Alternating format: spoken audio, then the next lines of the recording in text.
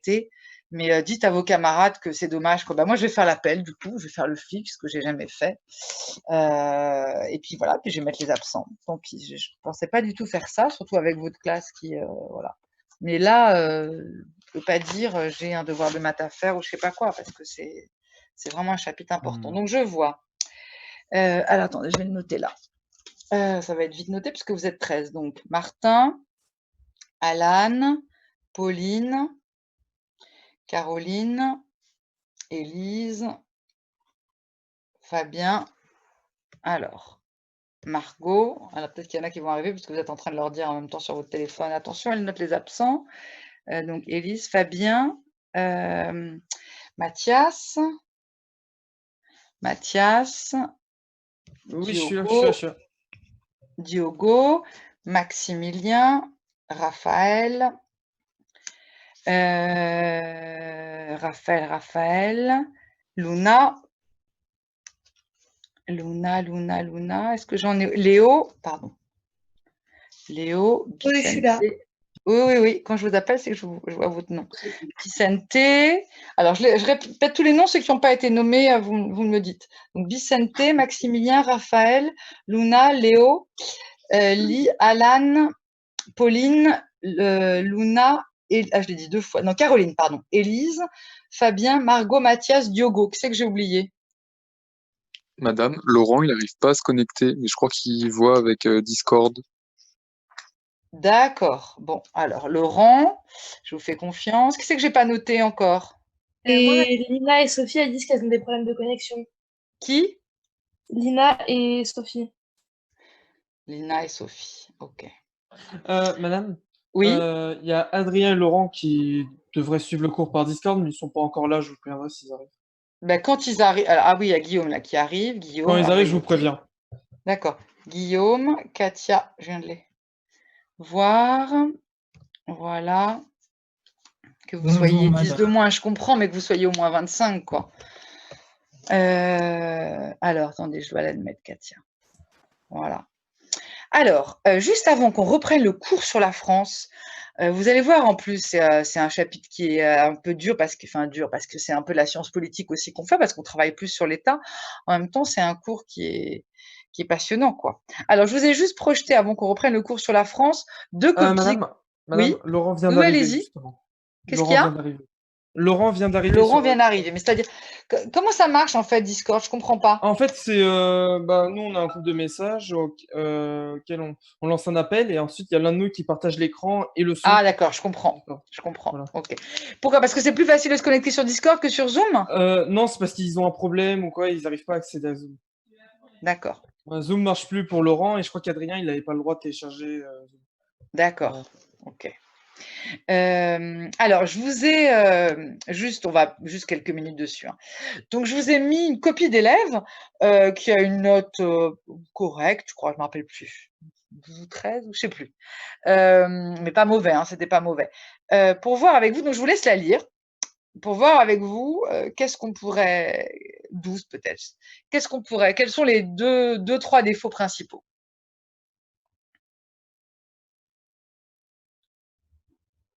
Je vous laisse le lire, c'est très court. Je l'ai pris aussi parce que c'était court.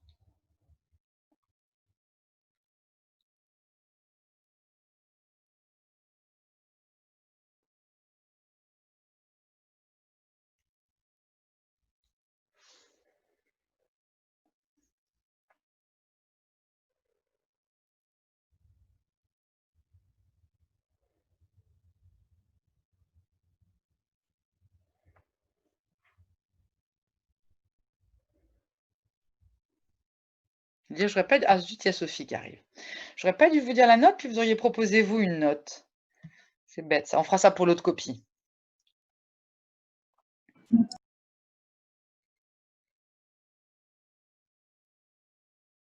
Attendez, je descends la conclusion.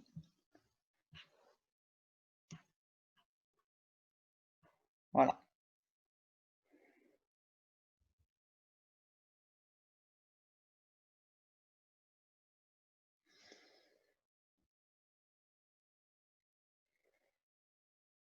Alors, quels sont les 3 reproches qu'on peut faire à cette étude de texte. Peut-être au niveau de la structure, non? Oui, tout à fait, c'est le premier point. Vous nous avez appris déjà tout ce qui est, je crois que ça s'appelle alinéa, vous savez, Voilà. quand il y a une première idée. Après, Oui. c'est peut-être pas normal qu'il y ait une aussi petite partie face à une aussi grosse. Oui, alors ça, vous allez déjà trop vite, Luna, vous allez trop vite. Donc, première chose, effectivement, l'élève, il a mis en gras ce qui était l'idée directrice. Sauf que c'est plus comme ça. Évidemment, ça peut peut-être vous aider au début, ou quand vous apprenez, quand vous étiez en fin de collège ou éventuellement en seconde. Mais maintenant, vous avez… Alors, ensuite, peut-être que, je ne sais pas, selon les études que vous ferez, une prépa scientifique ou je ne sais quoi, on vous demandera peut-être 2. Mais ensuite, vous, et puis peut-être que si vous aurez en plus à le faire à l'oral, du coup, vous insisterez sur la phrase en question. Mais là, ce n'est pas la règle. Et ça dépend complètement des épreuves, des concours que vous allez passer, de plein de choses. Hein. Donc, à l'écrit, l'idée, c'est voilà, de faire un alinéa et d'indiquer de manière plus claire, plus lisible, qu'une idée directrice s'annonce. Et là, l'élève, en fait, il répète juste le plan qui est proposé dans la consigne, sans nous faire prendre conscience que, voilà, on va parler de ça. Donc là, c'est un aspect, on va dire, sur la forme. Vous avez dit structure, mais sur la forme, dans la manière dont est présentée la structure du travail. Et donc, effectivement, c'est pas mis en avant. Et surtout, la diversité d'acteurs et certains principes, c'est noyé dans le… Surtout pour la diversité d'acteurs, c'est noyé dans le même paragraphe. Donc là, c'est une autre idée. Hein. Donc il faut aller à la ligne, il faut faire un alinéa, il faut faire une phrase qui l'énonce clairement, et puis il faut des connecteurs logiques. Et là, il n'y en a pas du tout. D'accord? Donc ça, ce que je vous dis, ça, si vous êtes nombreux à vouloir faire une prépa scientifique, voilà, ça peut être n'importe quel texte. Hein, je ne sais pas, que vous allez étudier de Montesquieu qui argumente sur je ne sais pas quoi. Voilà, on met en valeur une idée par la formulation de la phrase, par des connecteurs logiques, par la disposition dans le corps du commentaire. Donc ça, c'est la première point de vue. Deuxièmement, là, vous l'avez déjà dit, mais effectivement, c'est que la dernière partie du commentaire, mais c'est un titre en fait. Alors attendez, il y a Diogo qui doit peut-être avoir du mal à se connecter. Donc ça ne va pas. Une partie, elle ne peut pas faire 3 lignes. Hein, alors peut-être qu'il n'a pas eu le temps, il y a plein de choses. Hein. Mais donc voilà. Ensuite, deuxième critique.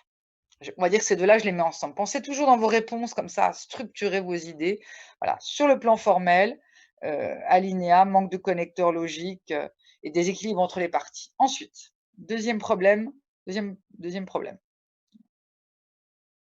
C'est très synthétique. Alors, c'est trop synthétique. Et qu'est-ce qui manque, du coup? Il manque un plan, du coup? Un plan, non? Le plan, on le voit en gras. C'est ces 3 parties, en fait. Hein, l'auteur premier, les diversités d'acteurs et les principes. Donc, on le voit. Alors, évidemment, pas de la manière dont il faudrait, mais voilà. Alors, synthétique, quand c'est synthétique, il peut y avoir un plan. Mais qu'est-ce qu'il faudrait pour que ce soit plus étoffé, chacune des parties? L'ONG, le FMI, le GATT, qu'est-ce qu'il faut… Le FMI, enfin, je l'ai déjà dit, excusez-moi. Qu'est-ce qu'il faudrait dire? La Banque Expliquer mondiale. les acronymes. Par exemple, il faudrait définir les termes. Et là, voilà. Attendez, il y a Solal qui arrive. Donc voilà, hein, l'élève ne définit pas les termes et ne les spatialise pas. Voyez. Donc, deuxième point, c'est en termes de contenu. En termes de contenu, est-ce que l'élève est là? Je crois qu'il n'est pas là. Je sais qui c'est, bien sûr, moi, hein, mais il ne peut pas se reconnaître parce qu'il n'est pas là. D'ailleurs, les 2 élèves dont j'ai choisi les copies ne sont pas là. Bon, c'est dommage, c'est des élèves d'habitude très sérieux qui sont là tout le temps, mais bon, bref. Ça peut arriver aussi une fois, bien sûr. Donc voilà, hein, il faut vraiment définir les termes qui sont utilisés. Déjà, ça va faire 2 lignes par terme et du coup, vous aurez des choses à dire. Alors c'est pareil, quand l'élève annonce les principes religion, environnement, mondialisation, voilà, sans dire ce que c'est, voilà, rien qu'en mettant les 8 définitions qui manquent, bah, c'est 15 lignes et c'est une copie déjà qui est étoffée. C'est la deuxième grande critique. Et la troisième, c'est sur la fin. Qu'est-ce qui manque? Bonjour madame, excusez-moi du retard, j'avais un problème de connexion. C'est qui vient d'arriver là, Jeanne? Non, Sophie. Sophie, très bien. Ah oui, effectivement, Sophie. On m'a dit que vous arriveriez. OK. Alors, on est en train de faire assez vite. J'ai pris 2 copies d'élèves en enlevant les noms pour voir ce qui ne fonctionnait pas. Alors, la dernière fois, j'ai partagé la copie de Maximilien, donc je peux le dire maintenant, qui avait fait un travail sur le film L'Auberge espagnole remarquable, donc comme exemple voilà, de copie remarquable. Donc là, on fait le contraire. Ce n'est pas des mauvaises copies, hein, attention, hein, c'est pas des copies, c'est des copies qui ont eu la moyenne. Hein, donc, parce que c'est quand même structuré, parce qu'il y a des idées, etc. Mais voilà. Alors, est-ce que vous avez, qu'est-ce qui ne va pas sur la fin de la copie? Je ne passe pas des fautes d'orthographe là, hein. Effectivement, les propositions effectuées, EES, bon, là, on n'est pas en français, donc. Alors, vous voyez pas à la fin? Peut-être qu'il normalement, au moment de la conclusion, on est censé, comment dire, synthétiser un peu tout ce qu'on a dit Oui. et répondre à la question. Là, j'ai pas vraiment l'impression que la personne Pas ait trop, c'est répondu. vrai. Puis en plus, c'est assez flou de dire des principes importants, mais tout est important et rien n'est important. Donc, voilà. Et puis surtout, la critique du document. Hein, ce qui manque là, c'est une critique du document, en disant que voilà, c'est un texte qui est situé, puisque celui qui l'élabore, c'est celui qui défend comment s'appelle l'OMC. Donc forcément, il a un rapport biaisé et il est dans un entre-deux où à la fois il dit qu'il faut réformer la gouvernance mondiale, mais ce qu'il propose, c'est pas non plus des changements extraordinaires. Donc voilà, un point de vue, enfin une ligne qui critiquait un peu le texte en disant que c'était un point de vue bien sûr subjectif, puisque on prend toujours le point de vue d'un acteur, mais pensez à raisonner, pareil, quel que soit ce que vous allez faire l'année prochaine, en termes d'acteurs. Hein. Les paroles, les textes, etc., c'est des acteurs qui prennent la parole. Pas du tout dans le sens théâtral, mais dans le sens d'acteurs sociaux, c'est-à-dire qui sont déterminés par leur parcours géographique, social, politique, etc., qui fait qu'ils produisent un tel texte. D'accord? Alors, je m'arrête là, pour qu'on fasse un peu de France quand même. Je passe maintenant au deuxième texte. Alors, deuxième texte, c'était celui-là. Non, pardon, excusez-moi. C'est voilà, celui-là. Et je le partage. Alors, attendez, pourquoi j'arrive pas à le partager? Excusez-moi. Ah oui, pardon, excusez-moi. Voilà, partager. Voilà, c'est là. J'arrive tout de suite, il arrive tout de suite. Alors, voilà. Allez-y, il est un peu plus long. Un peu plus long. La note a été un tout petit peu moins bonne. Il faut que c'était peut-être l'un a eu 12,5, celui-là 11,5 ou 12, je ne sais plus. Alors, je vous laisse, voilà, je vous laisse le lire.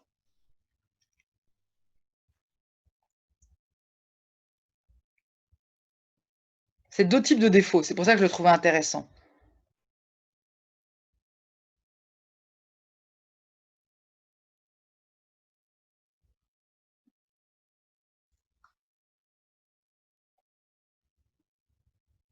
Je descends pour que vous ayez en entier. Voilà.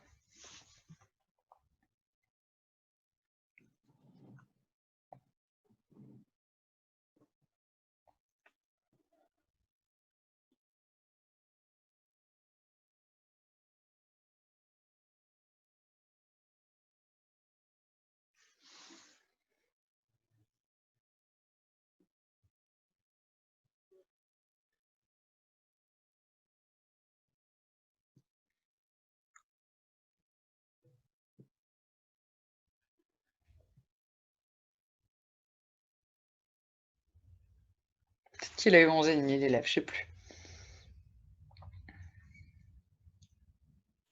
Je me rends compte d'ailleurs que je crois que j'ai été un peu généreuse dans ma notation. Enfin bon, c'est pas grave. Alors, pardon, il y a Cassandra qui arrive.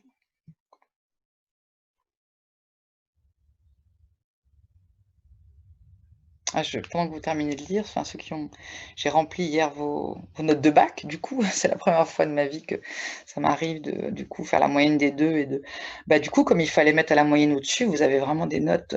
Enfin, vous allez me dire, c'est pareil dans toutes les matières, mais du coup, j'ai des très bonnes. À part, il y a un élève qui a 7, je crois, et peut-être 2 ou 3 qui ont 9, mais sinon, il y a vraiment des très très bonnes moyennes. Ah, donc très bonne note de bac, du coup. Alors, quels sont les défauts de ce texte? Essayez de structurer votre pensée dans votre réponse.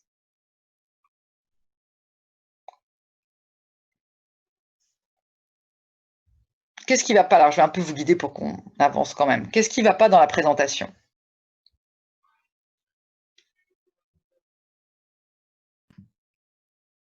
Pareil, il n'y a pas vraiment de proportion Oui, entre voilà. les C'est-à-dire qu'il parties. fait une longue présentation, pourquoi pas, mais le reste, c'est très court.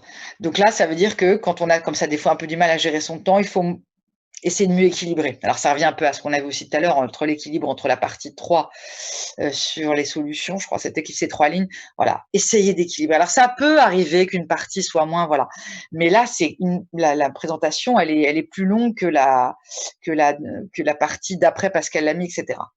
Voilà. Et parce qu'il se répète un peu beaucoup aussi. Il pourrait être beaucoup plus synthétique. Ça, c'est le premier point. Deuxième défaut, concernant le plan, je vous guide. Avant de parler du style, etc. Qu'est-ce qui ne fait pas l'élève? En plus, vous pouvez le voir vite parce qu'il met en gras les idées. Il annonce pas le plan? Alors, le plan dans une étude de doc, on n'est pas forcément obligé de l'annoncer, mais il ne respecte pas du tout le plan que la consigne donnait. La consigne, dans mon souvenir, il fallait faire une sous-partie sur les acteurs, une sous-partie sur les valeurs et les principes de la mondialisation, une sous-partie sur la nécessité de réformer. D'accord? Et là, ça apparaît pas du tout. Alors, autre chose encore qui est plus liée, il y a des fautes d'orthographe, ça faut faire attention, et de style, qui est plus lié aussi à la réflexion, qui manquait aussi dans l'autre texte. C'est-à-dire, qu'est-ce que les 2 élèves ne font pas? Sachant qu'ils ont un Pas texte. les connaissances du cours, non? Oui, oui, là, dans l'autre un peu, là moins. Mais surtout, il ne s'appuie pas sur le texte. Il faut citer le texte. Hein. Donc, on annonce une idée. La mondialisation rend nécessaire le fonctionnement de la gouvernance. On pioche une idée du texte, donc en citant, en étant assez court, bien sûr, et on apporte les connaissances en disant effectivement la religion, l'environnement, aujourd'hui, blablabla, blablabla, etc. Et là, il ne joue pas ce jeu. Donc, il y a quand même une volonté de réfléchir sur le document, mais en n'étant pas du tout respectueux du modèle. Hein. Pas d'idée directrice claire qui reprennent la consigne, une présentation beaucoup trop longue, alors je ne reviens pas sur la conclusion en plus qui critique pas le document, et pas d'interaction entre des citations du texte et les connaissances du cours. D'accord? Mais ensuite, il y a des choses, hein, quand il parle de monde multipolaire, de ceci, cela, etc. Néolibéralisme, voilà. Donc, il y a des choses intéressantes et c'est plus ça qui a un peu sauvé l'élève. Et puis, il y a des maladresses. Hein. La mondialisation ne cesse pas de s'étendre. Voilà, ça, on ne parle pas comme ça. Hein. Donc, la mondialisation est un processus qui connaît une extension géographique. Voilà, ça, c'est une phrase scientifique. Donc, attention aussi à ça. Prenez toujours le temps, voilà, de vous relire pour dire cette phrase-là, comment je la transforme en langage scientifique, en langage savant. Hein. La géographie, c'est une science, hein, ou l'histoire aussi, c'est une science. D'accord? Alors voilà, on s'arrête là parce qu'on est déjà à la moitié du temps. Mais voilà comment vous pouvez penser, hein, toujours en amont, avant de vous précipiter et d'écrire de manière, comment dire, impulsive, ce que vous avez à dire quand vous avez un texte. Voilà, c'est de prendre un petit peu de distance et de raisonner. Et en plus, je vois où il y en a beaucoup dans la classe qui veulent faire une prépa scientifique. Après, vous allez passer tous les concours de, je sais pas moi, les mines, peut-être, hein, je sais pas, Polytechnique ou je ne sais quoi ou je ne sais quoi. Bon, tout ça, il y a toujours des épreuves de culture générale, hein, et à l'oral aussi de la pensée, comment elle s'organise, etc., etc. Donc tout ça, tout ce que je vous ai dit, ça sert. D'accord? Alors, on s'arrête là. On va reprendre le cours donc sur la France. Alors, je le mets tout de suite, comment dire, en plein écran. Pardon, voilà. Alors, tac, voilà. Donc là, il s'affiche. Voilà. Alors, nous, on avait juste fait l'introduction et j'avais défini tous les termes du sujet et on avait aussi commencé le début du cours sur la 4e République. Alors, je vous rappelle que l'intitulé, c'est l'État en France, gouvernement, administration, l'État en France, excusez-moi, je ne le connais pas par cœur tellement il est long. Opinion, l'État en France, gouvernement, État, gouvernement, administration, opinion publique. Voilà. De 46 à nos jours. D'accord? Donc là, on avait défini chaque terme, donc on ne va pas revenir là-dessus, puis je vous déposerai le diaporama. Je reviens juste sur ce qu'on a vu. Alors, Ensuite, donc quelle est la problématique? Je vous l'avais dit, ça je reviens, hein, juste 2-3 minutes parce que c'était il y a très, très, très longtemps. La problématique, c'est de voir comment évolue l'État en France, jusqu'à, aujourd'hui. Donc je vous ai mis les dates, des dates importantes et puis aussi des différents présidents, de la République. Alors vous voyez, c'est très intéressant parce que la 4ème République, donc Vincent Auriol, René Coty, ça vous dit rien du tout, parce que sous la 4ème République, on va y venir, le pouvoir du président était, très peu important. Alors que la 5e, avec De Gaulle, le pouvoir du président est énormissime. On a pu le voir là dernièrement, avec les décisions qui ont été prises, lors de la dernière crise. Donc il faut connaître, hein, les dates de ces présidents. Voilà, là c'est pour vous, hein, donc De Gaulle, après Pompidou, après Giscard, Mitterrand, Chirac, Sarkozy, Hollande et Macron. Alors, une question, ça je ne vous l'avais pas indiqué. Pourquoi est-ce que, quand la 4ème République est fondée, en 1946, le président, de la République, dans la Constitution, a peu de pouvoir? Et c'est le Parlement qui en a beaucoup. Comment ça peut s'expliquer?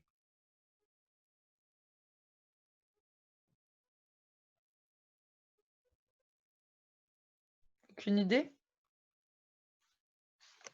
Je vous ai perdu en route? Mais Alors, c'est peut-être pour éviter qu'il n'y ait qu'un seul homme qui ait le pouvoir. oui, mais pourquoi? Qu'est-ce qui venait de se passer justement en Bah, France? avec, il y avait Pétain. Ben voilà, c'est ça, hein. On veut éviter un pouvoir tyrannique et donc les pouvoirs du président sont vraiment réduits, hein, et donc vous ne connaissiez pas vous-même. Donc c'est 7 ans, hein, donc c'est 7 ans à l'époque.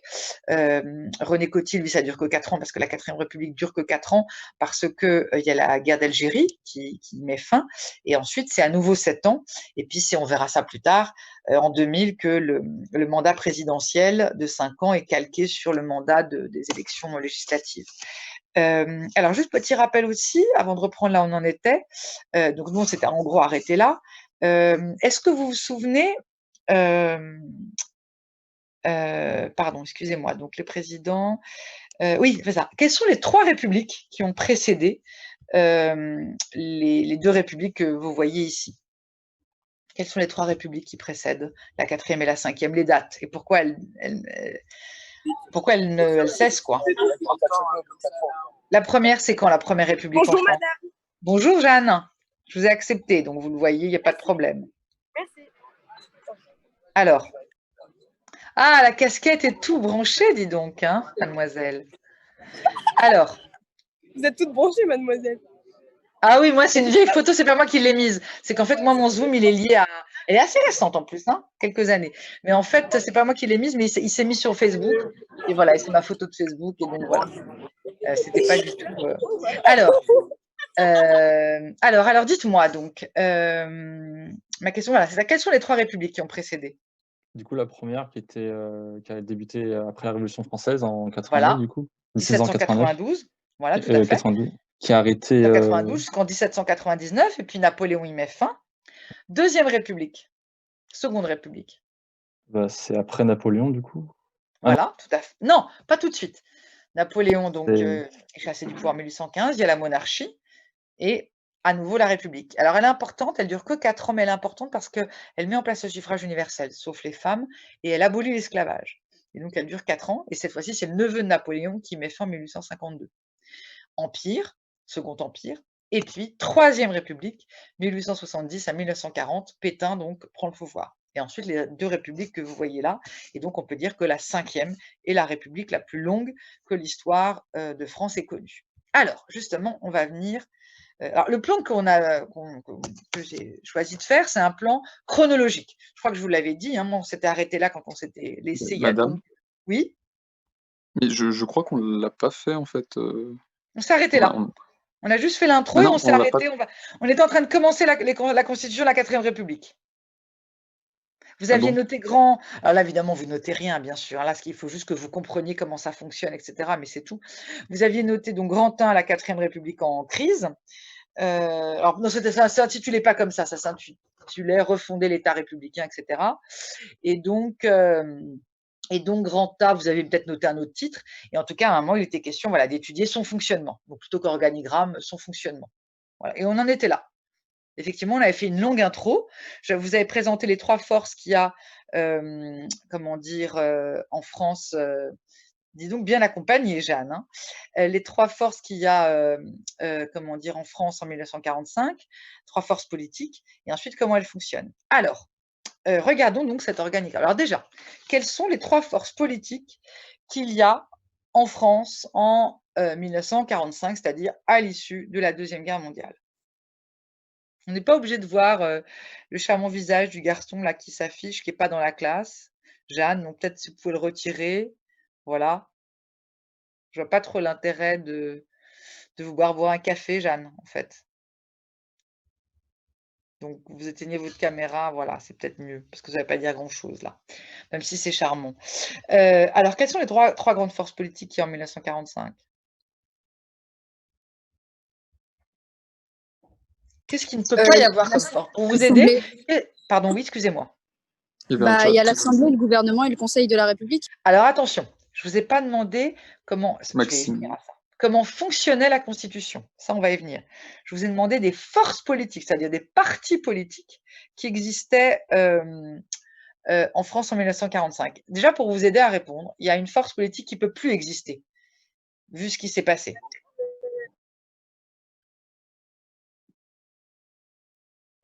Alors, quelle est la force politique dont on ne va pas entendre parler en France pendant 35 ans? C'est l'extrême droite. Voilà, l'extrême droite. Parce que l'extrême droite, hein, la droite dure, la droite nationale, nationaliste, elle est liée à Pétain.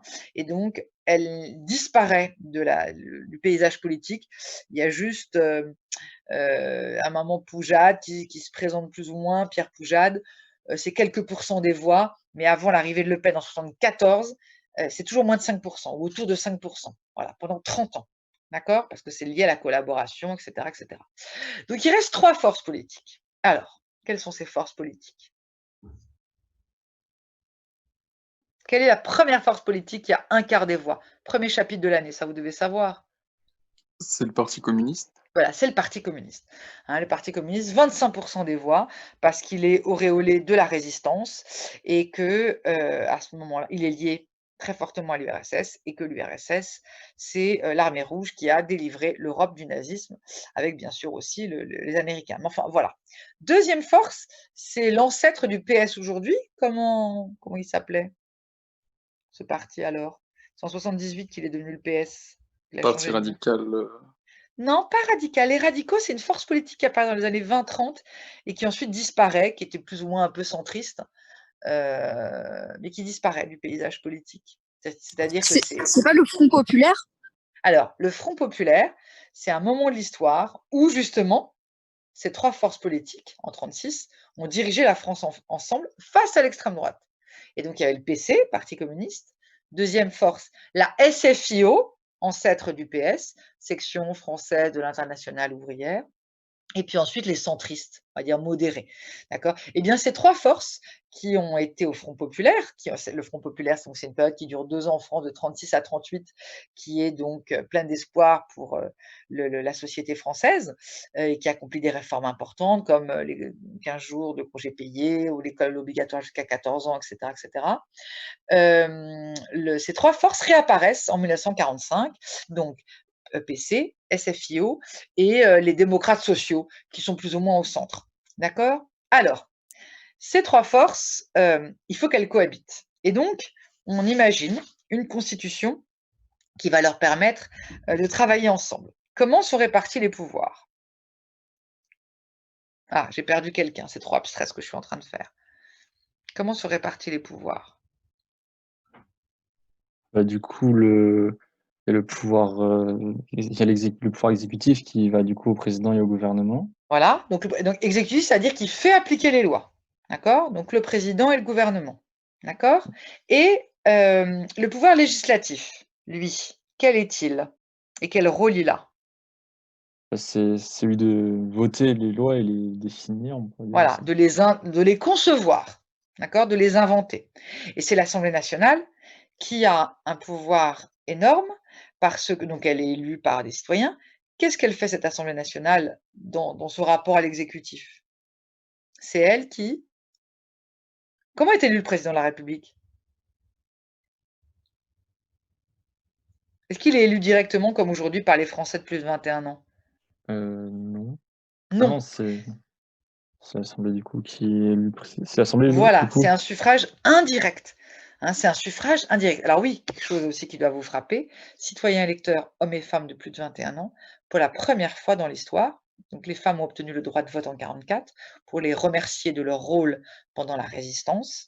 Et donc en 1946, quand est mise en place cette constitution, on a demandé aux Français s'ils étaient d'accord par référendum avec cette constitution, donc ils ont dit oui en majorité et donc les femmes votent, hein, pour la première fois et donc par contre le droit de vote est à 21 ans. C'est sous Valéry Giscard d'Estaing, qui est, ici, là, au milieu, que le droit de vote est accordé aux jeunes de 18 ans.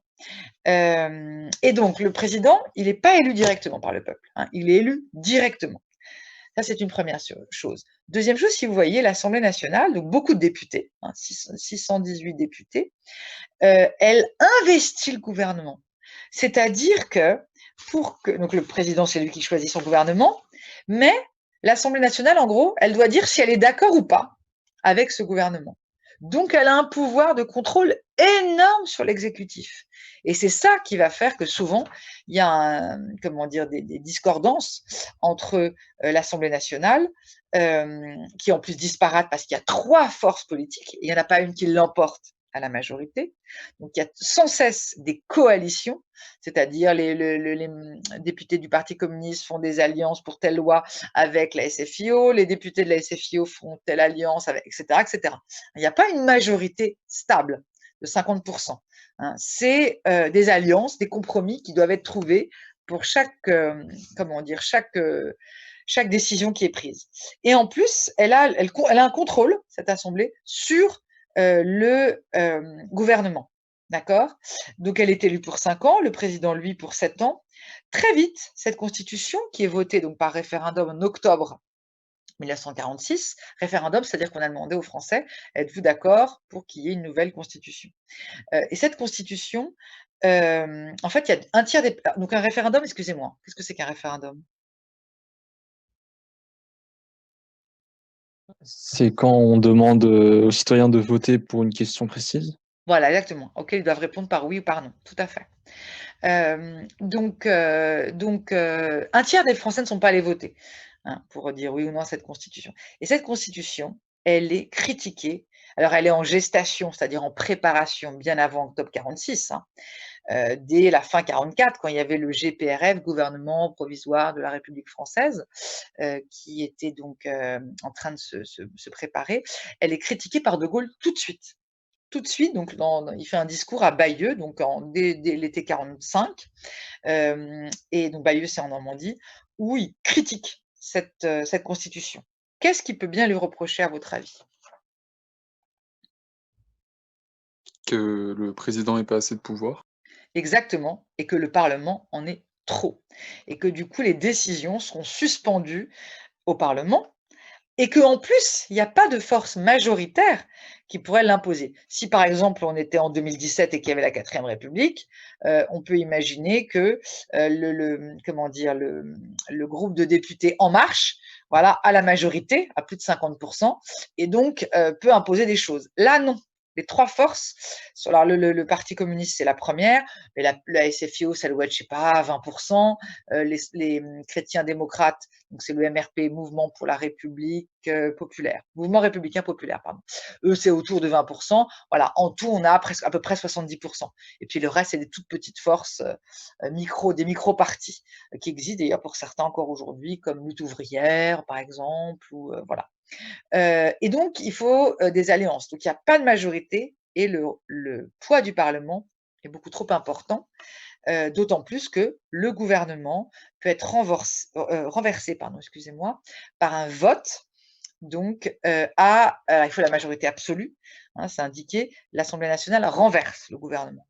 Donc, par un vote à la majorité absolue d'une motion de censure. C'est-à-dire que l'Assemblée nationale fait un texte qui censure, c'est-à-dire qui interdit le gouvernement de continuer donc d'exercer le pouvoir, et donc de cette manière peut le rejeter. D'accord? Alors, une chose quand même, le gouvernement, il n'est pas dirigé comme aujourd'hui par un Premier ministre, mais par, vous voyez, le président du Conseil. C'est un peu la même chose hein, que le Premier ministre. Ce président du Conseil, c'est donc lui hein, comment dire, qui en réalité dirige l'exécutif. Comme on l'a par exemple en Allemagne, hein, où c'est le Premier ministre plutôt que le chancelier voilà, qui exerce la réalité du pouvoir. Mais donc, dès le départ, la Constitution est assez fragile parce qu'il n'y a pas de majorité à l'Assemblée et parce que le gouvernement est sous la dépendance de l'Assemblée. Est-ce qu'il y a des questions là-dessus? Est-ce que c'est clair, ces deux aspects qui expliquent que cette République n'a duré que 12 ans? Est-ce que c'est clair? Vous n'avez pas de questions? Alors, avant de passer à l'autre, une chose encore, pour vous ayez une idée. En France, depuis 2017, le Premier ministre, et ça fait 3 ans que c'est le même. En 12 ans de 4ème République, il y a eu en tout 22 gouvernements. 22 gouvernements. Alors, ça ne veut pas dire que le Premier ministre changeait à chaque fois, hein, non, non. Mais ça veut dire que régulièrement, c'était la valse des ministères. Voilà, on changeait de ministre. Il y avait donc une instabilité ministérielle. Alors, ça ne veut pas dire que c'était les mêmes hommes qui circulaient. Hein, par exemple, François Mitterrand, qui a dirigé la France pendant 14 ans en tant que président de la République de 1981 à 1995. Vous le voyez ici. Comment dire? Donc Mitterrand, lui, il avait été acteur sous la 4ème République et il avait donc été acteur, excusez-moi, et il avait eu des fonctions de ministres différentes, un ministre de l'économie, etc., etc. Donc ça ne veut pas dire que ce n'est pas les mêmes hommes, mais il y a cette instabilité ministérielle. Autre chose aussi, les alliances. Alors, les alliances, elles sont problématiques parce qu'il y a 3 questions comment dire, qui se posent dans la société française du début des années 50. D'abord, la construction européenne. Tout le monde n'a pas le même point de vue sur la construction européenne qui est en train de se préparer. Deuxièmement, la décolonisation. Le Parti communiste est, bien sûr, pour l'indépendance de toutes les colonies. Ce n'est pas le cas même de la SFIO, même alors par le parti de Gaulle, il a quelques pourcents au début des années 50, ou des démocrates sociaux, etc., etc. Et puis troisièmement, c'est la guerre froide. Et c'est la guerre froide qui explique que le Parti communiste, en réalité, dans cette coalition, ne reste pas longtemps au gouvernement. C'est-à-dire qu'il est toujours, bien sûr, il y a toujours des députés, à peu près un quart des députés à l'Assemblée, mais quand la guerre froide débute en 1947, les partis communistes décident de se retirer du gouvernement. Donc il y avait quelques ministres communistes qui décident de se retirer du gouvernement. Donc c'est une république qui, sur le plan politique, pour toutes les raisons qu'on a évoquées, est trop instable et trop fragile. D'accord? Toutefois, au-delà de cette fragilité, c'est une république qui, comment dire, a permis de solidifier l'économie et la société française. Alors, on s'arrêtera juste là. Excusez-moi, le diaporama n'est pas super bien fait. Comme il y a eu la guerre, il s'agit de reconstruire l'État, de lui redonner du poids. Et c'est pour ça qu'est mis en place un État-providence, c'est-à-dire un État qui intervient par le biais de la redistribution des richesses dans la vie économique et sociale. Alors, on s'arrête là. On se retrouve donc samedi à 11h. Et donc, on continue. Dites à vos camarades de venir. Hein. Peut-être que la partie 4ème République, elle est un peu ardue, mais après, voilà, ça va être intéressant. Donc, on se retrouve samedi. Au revoir. D'accord, au revoir. Au revoir. Au revoir. Au revoir.